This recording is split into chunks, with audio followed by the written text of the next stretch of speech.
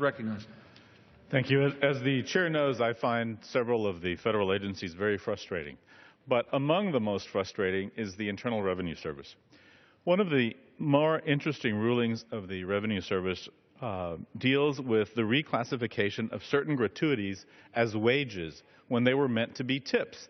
And having grown up in the restaurant business, I will tell you that there is a tremendous difference, not only to the employer, but to the employee as to whether a wage is classified as a wage or whether it's classified as a gratuity. I know that firsthand from growing up in a family-run and local restaurant. Revenue Rule 2012-18 has forced businesses to change the way they have traditionally handled consumer checks. And that's resulted in a burdensome and logistical challenge for small and local businesses across the country. For over 50 years, restaurants have had a long-standing practice of treating these automatic gratuities as tips. For example, if you have a large party of 50 people and you want to make sure that your waiter or waitress is well taken care of, and for a while there it was 15%, now it's about 18% that's added on as a gratuity. That gratuity is meant to go to the waiters and waitresses who have helped your party.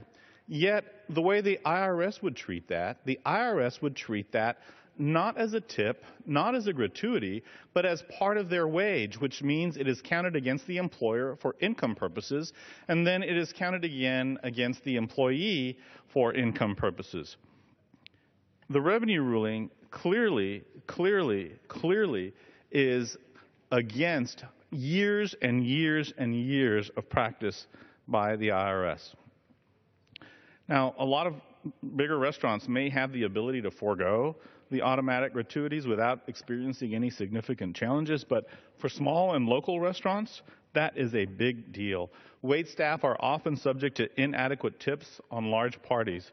And if restaurants continue to utilize automatic gratuities, if they continue to say, please put an additional 15% on here for your waiter or waitress, then they can no longer take advantage of the Fair Labor Standards Act tip credit for employees who serve these tables, even if the restaurants distribute these gratuities to the employees. So even if the employee gets the money in the end, it's still counted against the restaurant as income and taxed on one place, and then it is again taxed as income to the employee. And for many small businesses, an inability to collect is a really big burden. It's very difficult to determine wages for employees when they are simultaneously performing tipped and non-tipped work, because you cannot add that gratuity for large parties without it being classified in one direction, but for smaller parties you can do a different thing. Restaurants have treated automatic gratuities as tips for years. That's been passed on to the employee.